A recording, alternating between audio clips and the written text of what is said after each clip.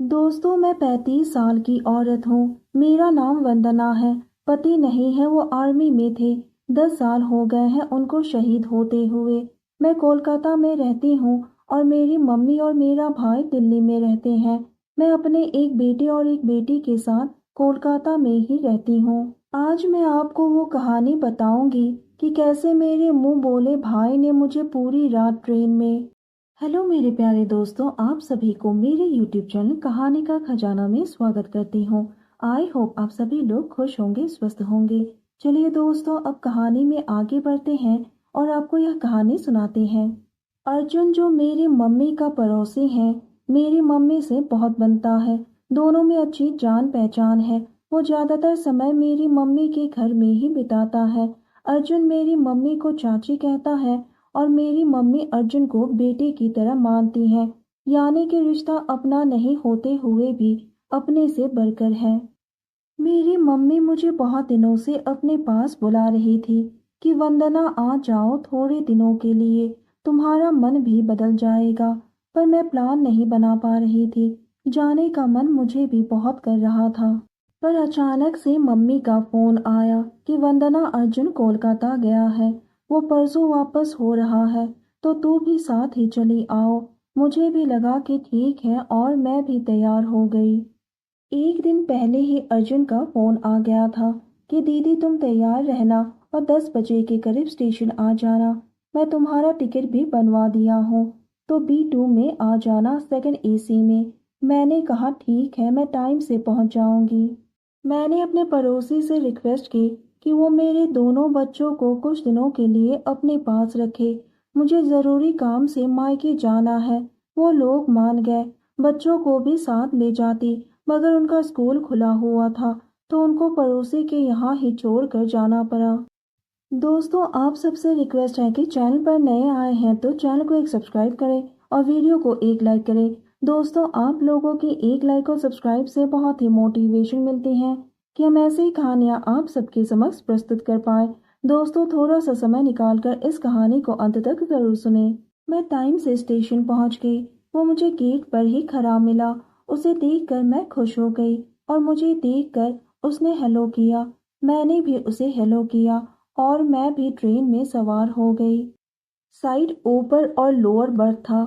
हम दोनों नीचे बर्थ पर ही बैठ गए। करीब रात के 11 बजे हम दोनों ने खाना खाया। खाना खत्म होने के बाद हम दोनों बातें करने लग गए। हम दोनों बहुत दिनों के बाद एक दूसरे से मिल रहे थे, तो वो मेरे बारे में पूछ रहा था कि मेरी जिंदगी कैसी चल रही है, और मैं उसके बारे में पूछ रही थी कि उसकी लाइफ दिल्ली में कैसा चल रहा है। हम दोनों एक दूसरे से मिलकर बातें करके बहुत ही खुश थे। बातचीत करते करते एक ही बेड पर होने की वजह से हम दोनों पैरों को एक दूसरे से सताकर बैठ गए। पर अर्जुन की पैर मेरी जांघों को टच कर रही थी। पहले तो थोड़ा ठीक नहीं लगा, पर धीरे धीरे मुझे भी अच्छा लगने लगा। मैंने भी धीरे से अपना दुपट्टा हटा दिया। मैं दिखने में बहुत ही खूबसूरत हूँ। दिखती तो मैं किसी 22 साल की लड़की की तरह थी। ऐसे में 35 साल की हूँ। अर्जुन बोला, दीदी आप बहुत ही खूबसूरत हो। कोई नहीं कह सकता कि आप 35 साल की हो। आपकी बॉडी इतनी फिट है जैसे कि कोई जवान लड़की हो। मैं बोली, हाँ मैं खुद को मेंटेन करके रखती हूँ, क्योंकि मैं वो औरत हूँ जो अपने आप को मेंटेन रखने में यकीन करती हूँ। और मैं हंसने लगी। वो पूछा, ये खुद को मेंटेन करके रखती हूँ क्या मुहावरा है दीदी? मैं बोली कि इनके जाने के बाद से मैंने खुद का ध्यान रखना शुरू कर दिया। मैं 10 साल से अकेली हूँ। जब से मेरे पति, तब से आज तक अकेली ही हूँ। किसी के साथ भी दोस्ती करके अपने रिश्ते को आगे नहीं बढ़ाया।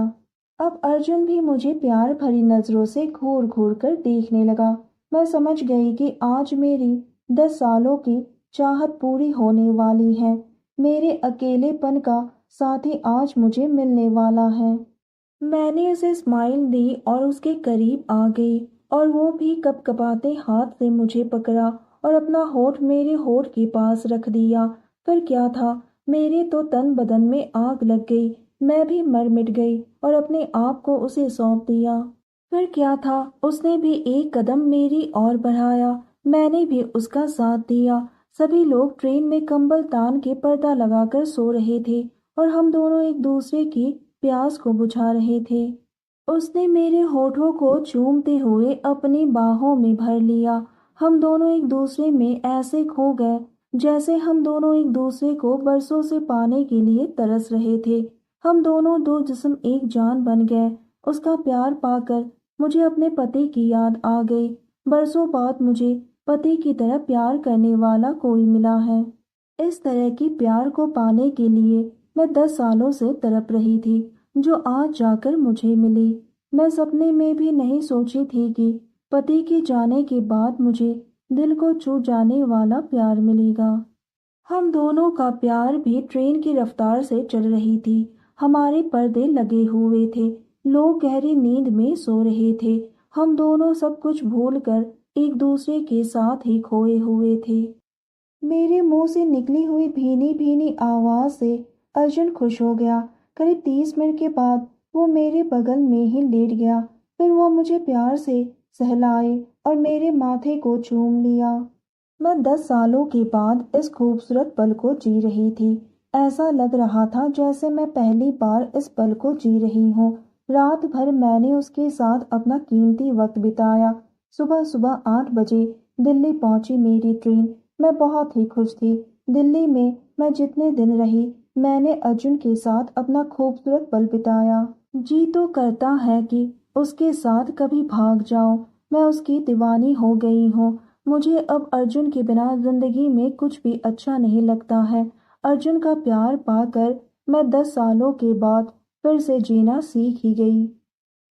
तो दोस्तों, यह कहानी सुनने के बाद आप सबकी क्या राय है, हमें कमेंट करके ज़रूर बताइए और साथ ही इस वीडियो को एक लाइक करें, चैनल को एक सब्सक्राइब करें और नोटिफिकेशन बेल को भी ज़रूर दबाएं ताकि अगली अपडेट सबसे पहले आपको मिले। दोस्तों, आप सबने अपना कीमती समय निकाल कर इस वीडियो को सुना, इसके लिए आप सभी को धन्यवाद करती हूँ। धन्यवाद दोस्तों।